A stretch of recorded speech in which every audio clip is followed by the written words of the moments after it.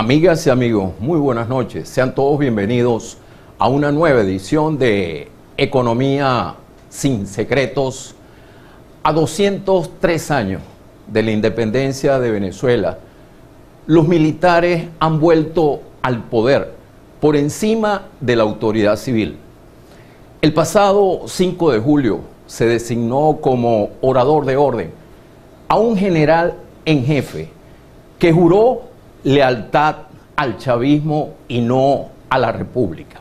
Este será nuestro tema de hoy y lo estaremos analizando con el doctor Ángel Lombardi, historiador y rector de la Universidad Católica Cecilio Acosta, a quien le damos la más cordial bienvenida. Muchas gracias. Muchas gracias a usted por acompañarnos en la noche de hoy.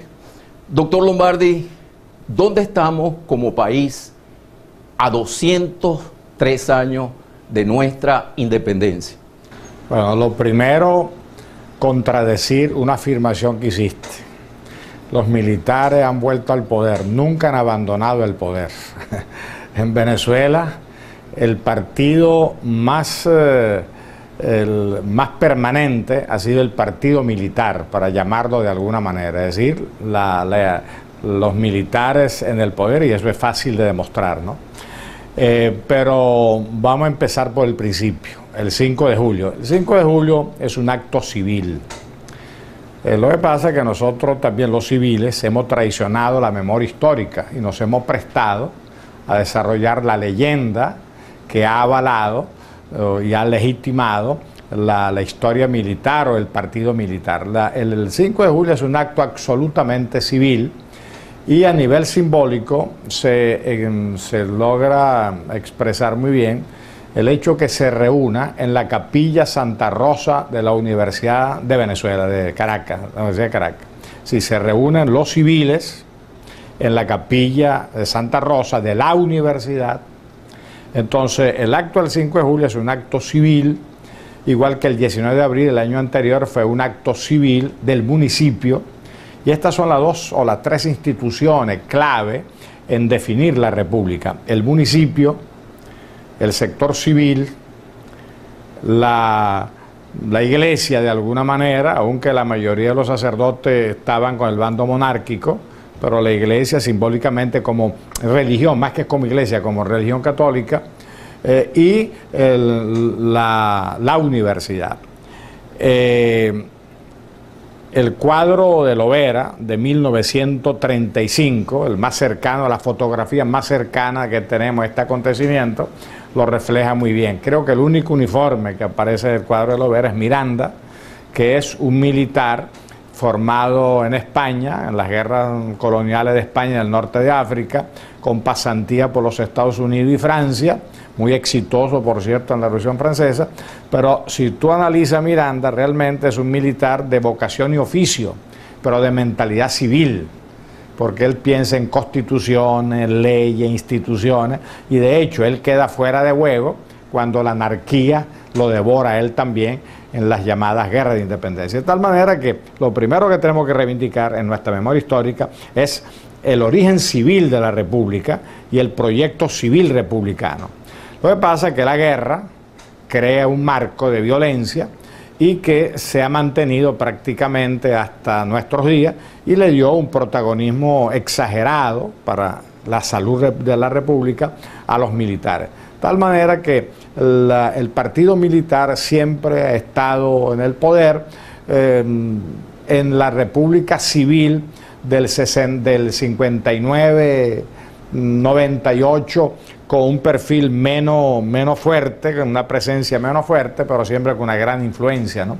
Y es muy fácil demostrar esta tradición militar, o sea, a través de la historia de nuestros caudillos. O sea, Páez sale de la guerra, los Monagas salen de la guerra, Julián Castro sale de la guerra, Falcón y Guzmán Blanco y Zamora salen de la guerra, Cipriano Castro, que es un civil, con mucha influencia civil de Colombia, de la política colombiana, sale de la guerra, o sea, de la violencia, vamos a llamarla de alguna manera. Gómez, que no era militar, o sea, ninguno de los que he nombrado eran militares, porque otra cosa, la Academia Militar de Venezuela se crea, si no me equivoco, en militares de formación. De formación en 1910, de tal manera que si tú eras un dueño de hacienda y te alzabas con tus peones, de una vez te endilgabas tú mismo, coronel y doctor o general y doctor, y si no, el caudillo de turno. Pues. Entonces, de tal manera que el partido militar realmente no es expresión de la institución militar, porque esta se crea en 1910, la Academia del Ejército, en 1920 creo que se crea la aviación y la Guardia Nacional en 1936. De tal manera que la institución armada es del siglo XX. Todo el siglo XIX había una tradición de violencia, guerra y militares autonombrados, pero que marcan profundamente la política y que yo he llamado el partido militar. Después, si tú analizas la sucesión de Gómez, muere Gómez, viene su ministro de guerra, López. Sale López y viene su ministro de guerra, Medina. Cuando entran en conflicto Medina y López, entonces viene la revuelta del 18 de octubre del 45 con protagonismo militar, con Pérez Jiménez, Yuarapá y compañía. O sea que históricamente Venezuela ha sido una especie de cuartel. Bueno, en términos políticos pudiéramos utilizar un poco esta frase que inclusive se le atribuye al Libertador, ¿no? Y si no han mandado directamente, han sido decisivos en las crisis políticas, ¿no? La propia crisis del 45, el protagonismo militar. La crisis del 58, protagonismo militar. Con la insurgencia del 92, militar, lleva a un militar al poder y hoy, o sea, el eje de la política venezolana gira en torno a lo que yo llamo el partido militar. Según su argumento, tanto la declaración como la firma del acta de la independencia fueron llevados a cabo por la sociedad civil de la época. Absolutamente. ¿Por qué los militares se han apropiado de la independencia de Venezuela? Bueno, porque tuvimos una circunstancia grave que fueron las guerras de emancipación. O sea, lógicamente, Venezuela entra en anarquía después del 5 de julio de 1810. Venezuela entra en anarquía, un país pequeño, rural, bastante atrasado con respecto a otras zonas de América. Entonces, bueno, en la anarquía solamente los hombres armados son los que representan algún tipo de orden, ¿no? Y cuando todo falla, la gente se aferra a la necesidad de orden. Es lo que llaman los sociólogos la anomia o la anarquía. Entonces, lógicamente, los militares representaban el poquito de orden que la República exigía para que la gente pudiera más o menos dedicarse a sus oficios, a sus trabajos. Entonces, el siglo XIX fue un siglo de anarquías, de guerras internas, de mucho atraso, y después en el siglo XX, cuando la sociedad se desestabilizaba, inclusive después que aparecen los partidos políticos, los sindicatos, las Fuerzas Armadas han sido siempre como especie el eje de control que una sociedad en un momento determinado necesita, ¿no? Y lamentablemente en este momento, a mi juicio, todavía la situación de dificultades que tenemos encuentra a la Fuerza Armada como el estamento que en algún momento mucha gente pudiera, a pesar de que han sido gobiernos los últimos 15 años directamente, porque si tú analizas los gabinetes del presidente Chávez y del presidente Maduro, porcentaje importante son militares, y declaraciones como la de Padrino, de que ellos son fuerza chavista. A pesar de eso, la institución armada como tal, hay muchísima gente siempre, que los llamados institucionalistas, que no están con ningún partido en particular, que quieren proteger su institución.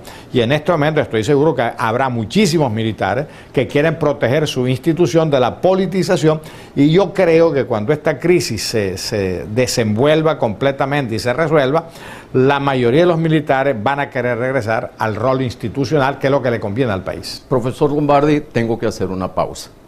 Vamos a dejar una pregunta en el aire. Nuestra independencia significó que Venezuela no volvería a depender de nación extranjera alguna. Al retorno de unos comerciales nos va a decir qué pasó entonces en estos 2 siglos de independencia. Tengo que cumplir con nuestra primera pausa comercial.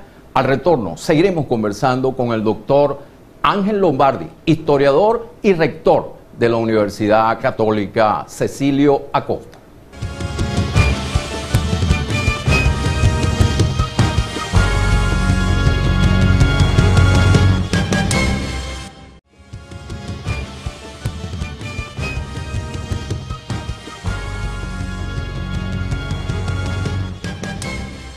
Seguimos nuestra conversación con el doctor Ángel Lombardi, historiador y rector de la Universidad Católica Cecilio Acosta.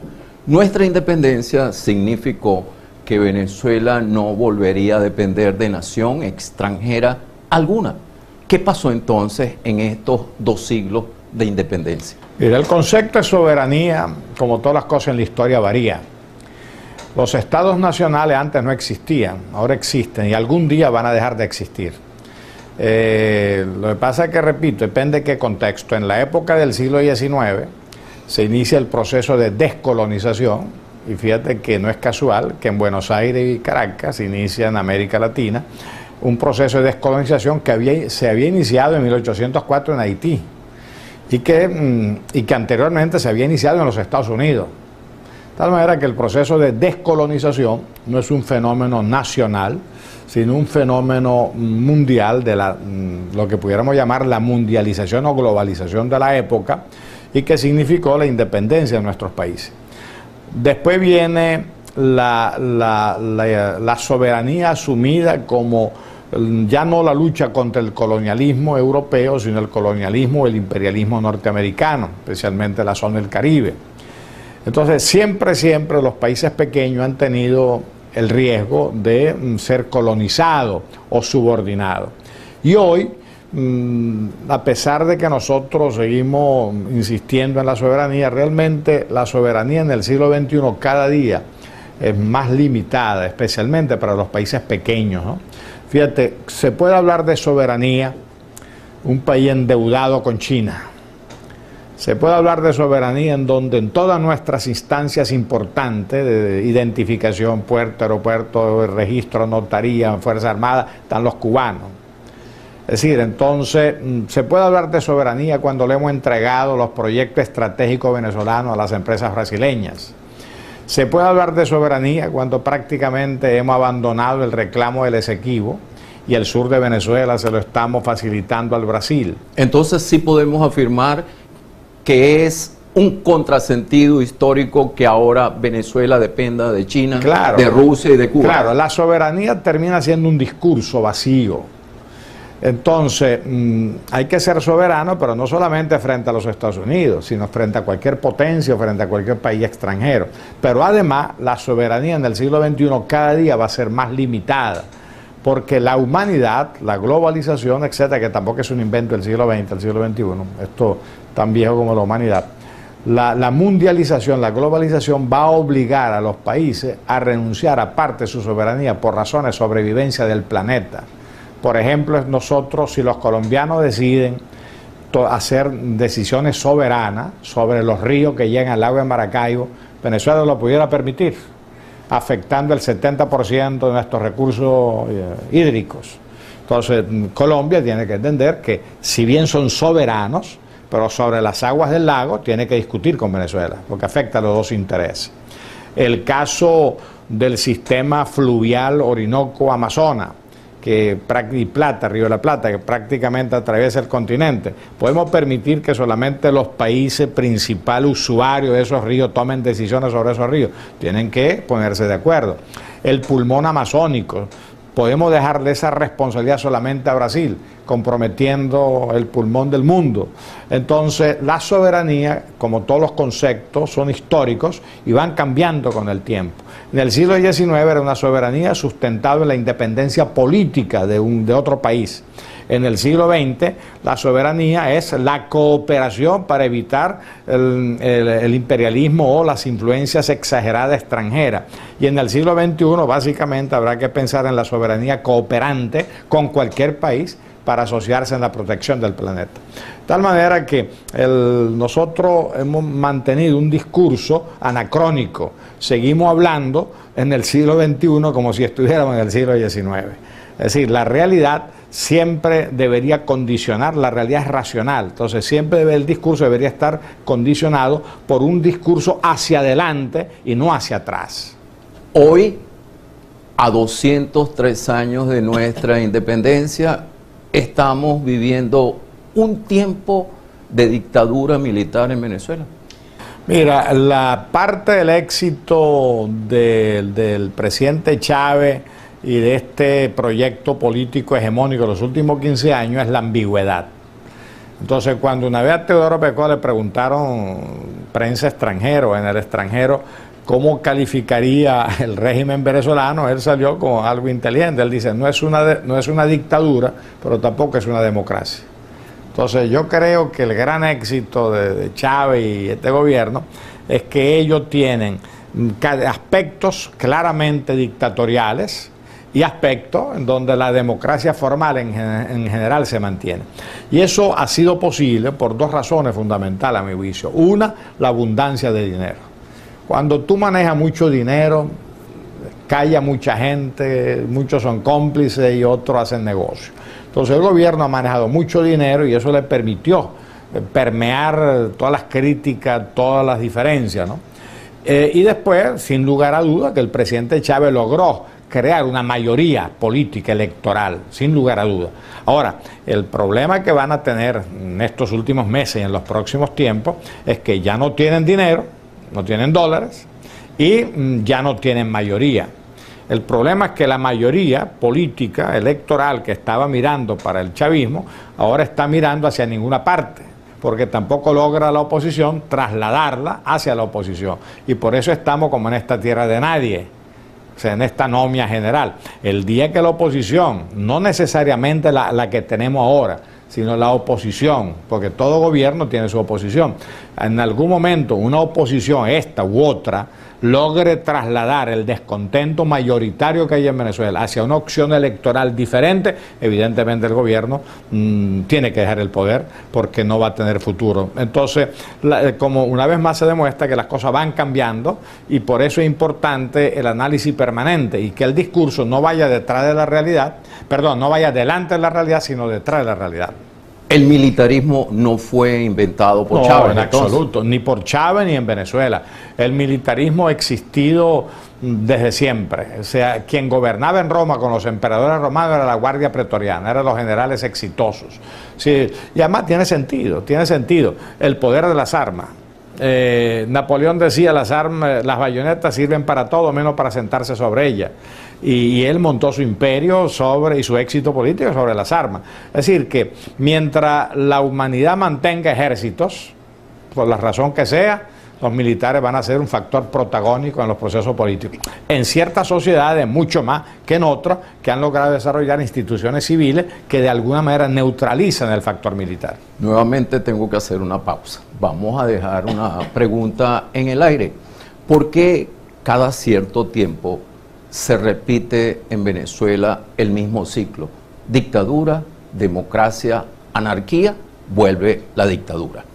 Me lo responde cuando vengamos de una pausa comercial. Tengo que cumplir con nuestra segunda pausa comercial. Al retorno seguiremos conversando con el doctor Ángel Lombardi, historiador y rector de la Universidad Católica Cecilio Acosta.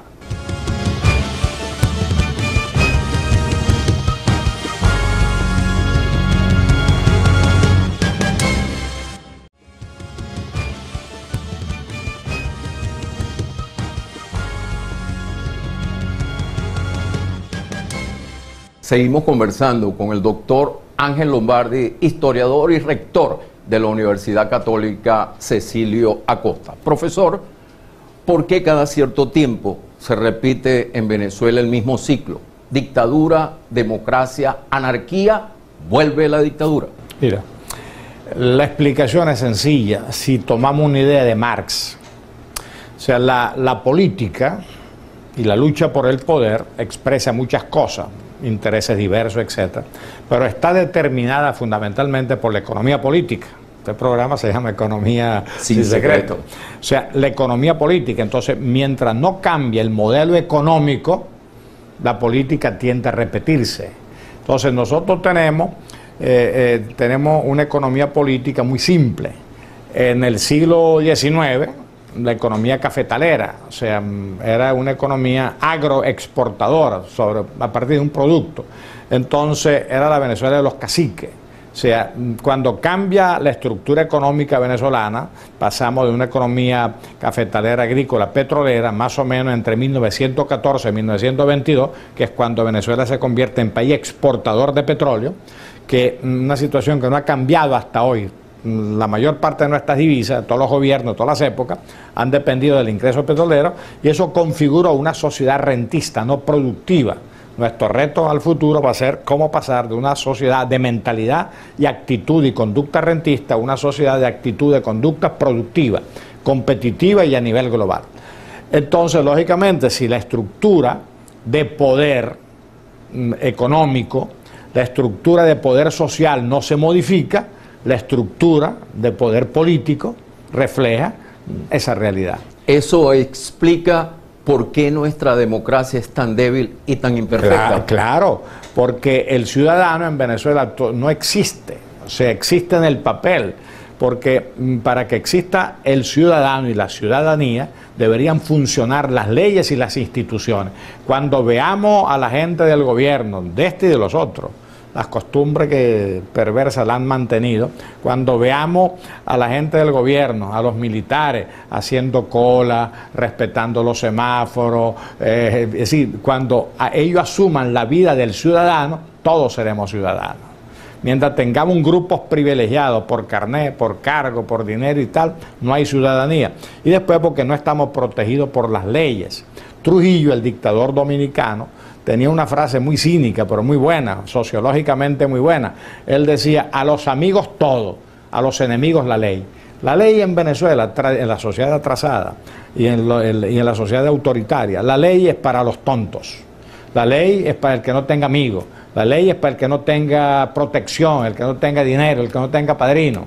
Entonces, lógicamente, mientras la ley funcione de esa manera, estamos perdiendo el principio fundamental de la modernidad, que es la igualdad ante la ley, sin diferencia. Entonces no hay ciudadanía. Si no hay ciudadanía, no hay sociedad civil. En Venezuela no hay propiedad. No hay propiedad porque en Venezuela la mayoría de las propiedades son ejidos o ocupaciones, tanto en el sector urbano como el sector rural. Entonces, cuando a ti te entregan una casa, no te entregan el título de propiedad de la tierra. Cuando tú tienes una hacienda, realmente, con excepción del que tenga los saberes militares o la propiedad titular real de la época colonial, que es una minoría, la mayoría son ocupantes, y cuando el gobierno arbitrariamente llega a expropiar una hacienda, la gente tiene que decir, bueno, no tengo los documentos, la mayoría de ellos, bueno, pues págame las bienhechurías. Somos un país de ocupantes, no somos de país de propietarios. Entonces, sí hay una relación, profesor, entre democracia y prosperidad. Absolutamente, absolutamente, porque la democracia es un proyecto de civilización en donde los seres humanos progresamos individual y colectivamente. Mientras sigan progresando un grupo pequeño y la mayoría sigue excluida o abandonada, no hay proyecto democrático, no hay proyecto socialista, no hay proyecto de civilización. Seguimos simplemente formando parte de una sociedad en donde un grupo, una oligarquía plutocrática lo controla todo. De tal manera que hay que empezar a hablar con claridad para desnudarnos, para poder vestirnos nuevamente con el traje de la democracia y la civilización, pero no como discurso, sino como realidad. Tenía razón el sociólogo alemán Max Weber cuando decía que la democracia era un sistema que solo podía existir en el marco de una economía capitalista. Para su momento sí. Yo insisto mucho en que lo que es verdad en términos históricos hoy no es verdad mañana. Para el momento que él pronuncia esa frase tiene razón, porque la democracia nace dentro del contexto capitalista de la época.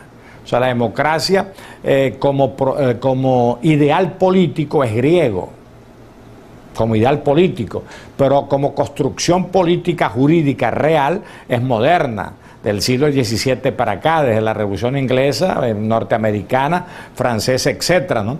Y en ese momento la democracia se define como igualdad ante la ley, ciudadanía, sociedad civil, Estado de Derecho, instituciones, leyes, etcétera. Pero en la medida que la humanidad crece, recuerda que estamos hablando de una humanidad de 2.000 millones de habitantes, hoy vamos hacia 9.000 millones de habitantes. Entonces también la democracia tiene que ser redefinida en un sentido mucho más social. Anteriormente la democracia se definía fundamentalmente en clave política o en clave económica. Hoy en día necesariamente la democracia tiene que definirse en clave política, en clave económica, pero en clave social es fundamental, porque cada día las sociedades modernas lo que hacen es multiplicar la pobreza. Entonces, si no hay un proyecto de disminución y eliminación de pobreza, la democracia no puede funcionar. Nuevamente tengo que hacer una pausa. Vamos a dejar una pregunta en el aire. Se está hablando mucho de transición en Venezuela. Al retorno de unos comerciales nos va a decir qué se entiende por transición. Tengo que cumplir nuevamente con unos compromisos comerciales. Al retorno seguiremos conversando con el doctor Ángel Lombardi, historiador y rector de la Universidad Católica Cecilio Acosta.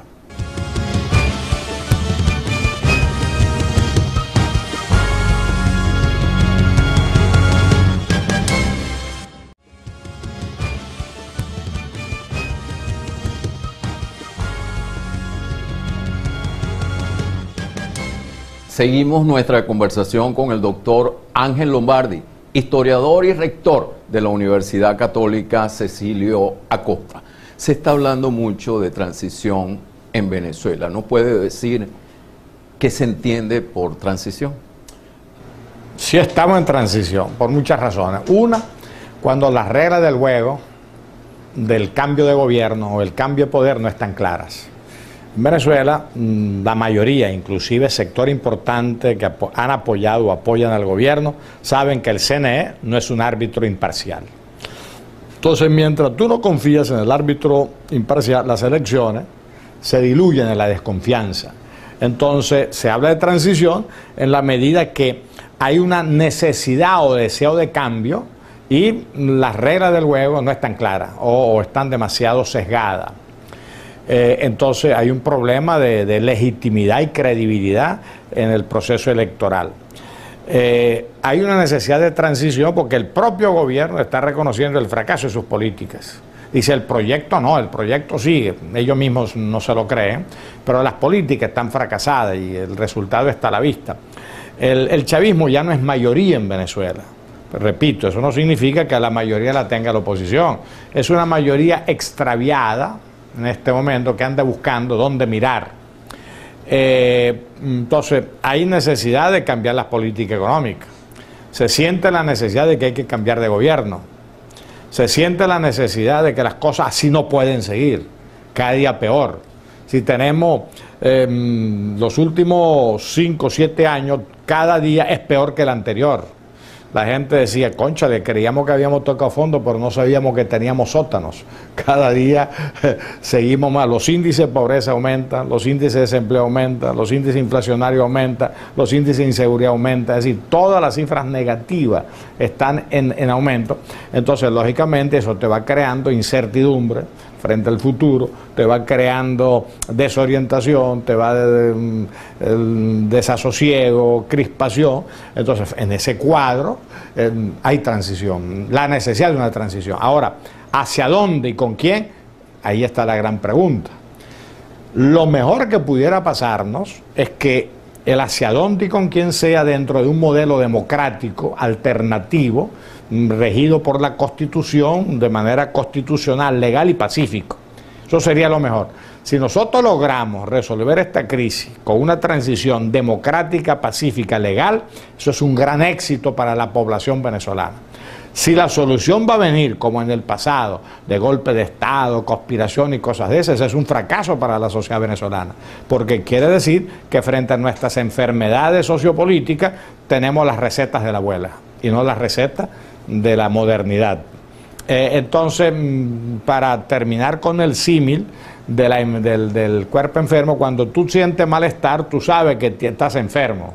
Ahora, no sabes cómo curarte, vas al médico. Y si el médico acierta en el diagnóstico, pues te da la salida. Bueno, así está la sociedad venezolana. Estamos con malestares diversos, hay un cuerpo enfermo y que estamos buscando el médico. El problema es que no sabemos con qué médico, ni qué especialidad, ni en qué clínica. Y por eso andamos un poquito extraviados. El padre Luis Ugalde, ex rector de la Universidad Católica Andrés Bello, afirmó el pasado domingo en un diario de circulación nacional que era inevitable un gobierno de transición, pero salido del chavismo y no de la oposición. Le pregunto, ¿cuáles son los riesgos de una transición salido del chavismo? No, mira, yo creo que en el chavismo se está moviendo. Se está moviendo, hay sectores, hay grupos, hay una pugna interna por el poder. En la oposición, claramente, la MUD deja de ser un espacio unitario y cada partido tiene su propia estrategia. La sociedad anda desorientada.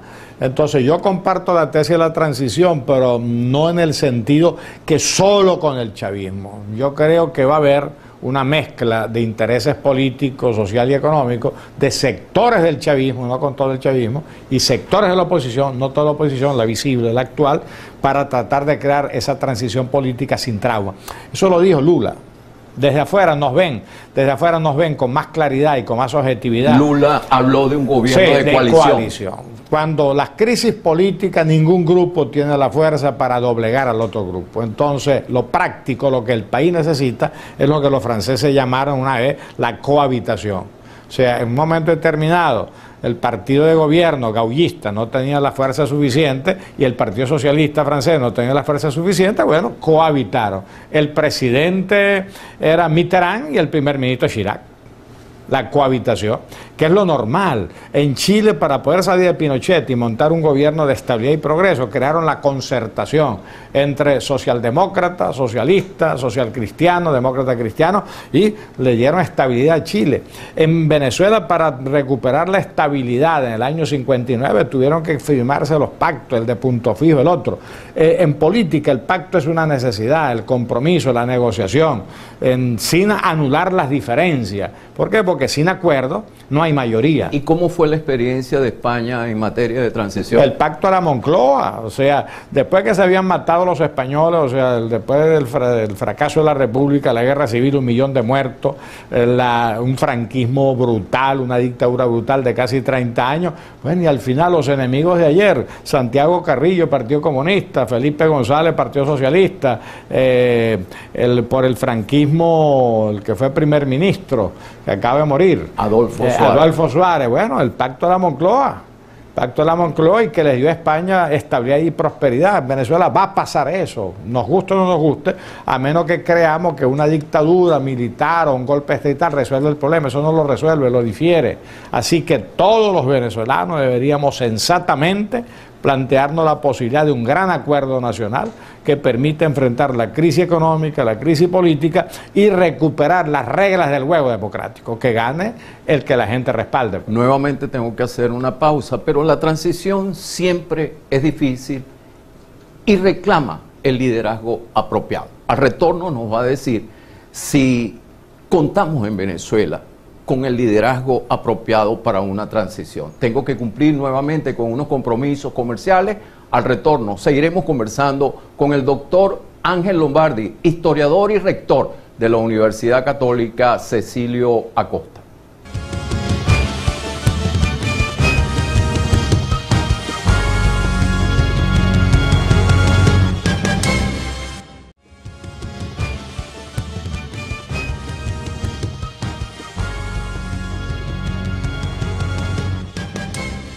Seguimos conversando con el doctor Ángel Lombardi, quien es historiador y rector de la Universidad Católica Cecilio Acosta. La transición siempre es difícil y reclama el liderazgo apropiado.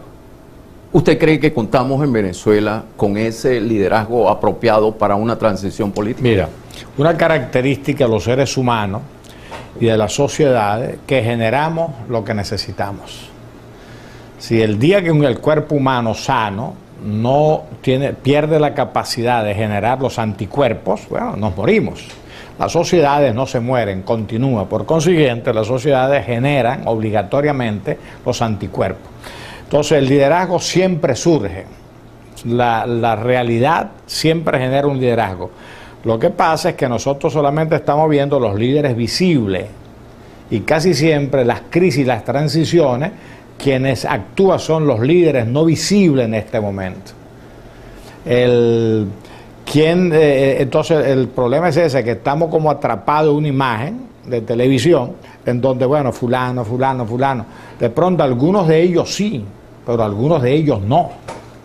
¿Me explico? Tanto en el gobierno como en la oposición. Entonces normalmente en estas crisis surgen figuras que el día antes nadie los conocía. Y en Venezuela hay un liderazgo social, hay un liderazgo civil muy importante, no visible en las cámaras, no visible en la prensa. Pero tú recorres el país y tienes amigos en todas partes y te das cuenta que en Barquisimeto hay un montón de gente trabajando, en Valencia, en Maturín, en Cumaná, en Puerto La Cruz, en todas partes. Bueno, ahí está el liderazgo. Aparte que la sociedad moderna no puede depender de los líderes llamados carismáticos, ni de los líderes mesiánicos, predestinados. A mí, yo no quiero líderes que me salven. Yo quiero ser líder de mi propia vida, quiero ser responsable de mi libertad. Y en Venezuela hay millones, miles de personas, ojalá millones de personas, que queremos ser responsables de nuestra propia libertad, de nuestra propia democracia. Entonces el liderazgo va a surgir en el momento adecuado. Si los líderes actuales, visibles, hacen la lectura correcta y la interpretan, van a seguir siendo líderes. Si no hacen la lectura correcta de la realidad lo sobrepasa. Entonces un líder importante ayer no necesariamente va a ser un líder importante mañana. ¿Usted cree que regímenes autoritarios como el que tenemos en Venezuela salen del poder por la vía pacífica? Mira, la experiencia histórica dice que no. O sea, normalmente régimen autoritario con una buena base militar o con una base de poder cuesta mucho que voluntariamente renuncien al poder, pero yo creo que este es un régimen absolutamente debilitado, sin el líder fundador, por mucho esfuerzo publicitario que hagan, sin dinero. Las Fuerzas Armadas, yo estoy convencido que la mayoría de ellos quieren regresar a su papel institucional, porque ellos son profesionales en su mayoría, no son aventureros, están obligados a veces a hacer concesiones para los ascensos y algunos beneficios, pero la mayoría es profesional institucional. Yo durante muchos años fui profesor de ciencia política a nivel de posgrado y yo tenía muchos militares de la guarnición, para que no se preocupen, estoy hablando de los años 70, 80, ¿no? Si no tengo contactos militares, pero fueron muchos alumnos y uno se daba cuenta el afán profesional institucional que tenían. Esa es la mayoría de los militares. Entonces, yo pienso que, aparte que es un reto para nosotros, salir de esta situación difícil, crear una transición democrática para la democracia, no una transición de un gobierno autoritario para otro gobierno autoritario, ¿no? ¿Cuáles son los peligros de que Maduro permanezca en el poder hasta el 2019? Mira, yo creo que ellos han demostrado incapacidad para gobernar, así de sencillo. O sea, la democracia tiene el valor, por eso a mí me gusta mucho el sistema parlamentario más que el presidencial, porque en el sistema parlamentario tú eliges un gobierno por partidos y por liderazgo por 4 años, por 6 años.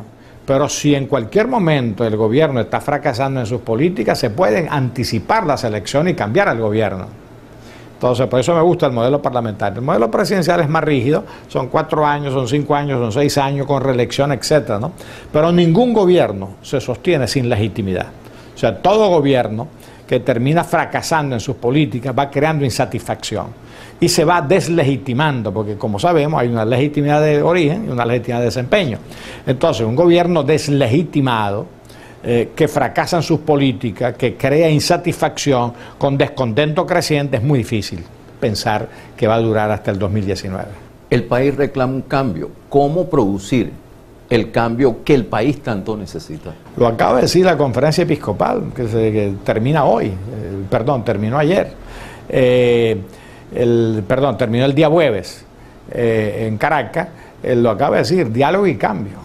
Diálogo, ¿qué indica eso? Que tenemos que sentarnos a reconocernos las diferencias y entender que el chavismo es una fuerza política importante y lo va a seguir siendo por mucho tiempo. Entonces hay que entenderlo. El chavismo tiene que entender que en la oposición son fuerzas políticas importantes que van a estar allí por mucho tiempo.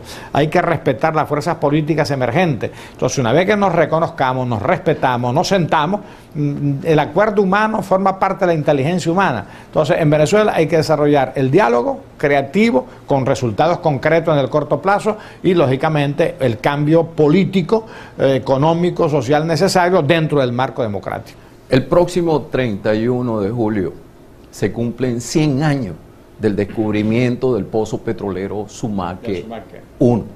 Ahora, ¿qué importancia tiene esta fecha para Venezuela y qué balance podemos hacer de estos 100 años de explotación petrolera? Mira, la única Universidad Católica Cecilia Costa vamos a publicar un libro con motivo de los 100 años, que es un libro de Miguel Ángel Campo, un sociólogo que ha trabajado el tema petrolero, la cultura petrolera y bueno, como homenaje a estos 100 años. Mira, el petróleo, los seres humanos somos paradójicos. El petróleo ha sido lo mejor que nos ha pasado en los últimos 100 años y al mismo tiempo es lo peor que nos ha pasado en los últimos 100 años. Porque lo mejor en cuanto que gracias al petróleo, a la renta petrolera, nosotros pudimos pasar de la premodernidad a la modernidad, para decirlo rápido, ¿no? Pero al mismo tiempo creamos una modernidad defectuosa, llena de vicios, como la corrupción, el facilismo, el populismo, el militarismo. Entonces llegó un momento que la sociedad venezolana, gracias a la renta petrolera, entre 1922 y 1977 fue una sociedad exitosa, en ascenso. Y creamos un modelo económico, político, social, moderno, importante, de cara a América Latina y al mundo. Pero de los 80 para acá, ese modelo petrolero, como no supimos reformarlo, no supimos transformar la renta petrolera en palanca de desarrollo, bueno, hemos venido, o sea, con una mentalidad petrolera arruinándonos. Entonces, el petróleo no tiene la culpa de nada, es un producto natural, ha sido muy bueno, fue bien utilizado en algún momento, mal utilizado en otro momento, pero lo que está claro es que Venezuela no va a seguir siendo sociedad petrolera en el siglo XXI. Por una razón, y perdona, muy simple, para orientar. O sea, no porque se acabe el petróleo, sino que en 20, 30 años el petróleo le va a pasar más o menos lo que le pasó al carbón. O sea, una energía secundaria frente a otras energías más limpias, más baratas, alternativas, ¿no? Doctor Lombardi, hace 15 años usted formó parte de una comisión constituyente. Hay una propuesta de un sector de la oposición para convocar a una constituyente para salir del gobierno y desmontar los poderes constituidos. ¿Es viable esta propuesta en un ambiente de confrontación? O sea, en el 2014 no la veo viable, pero evidentemente que la constituyente es una posibilidad a futuro.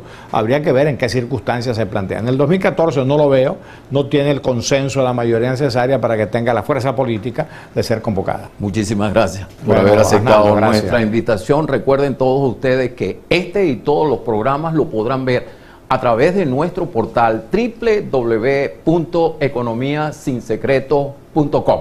Muchísimas gracias por la atención prestada, pero ya nos tenemos que despedir hasta el próximo domingo a las 9 de la noche, cuando le brindaremos más de Economía sin Secretos. Espero que el programa de hoy haya sido de su agrado. Que pasen una feliz noche.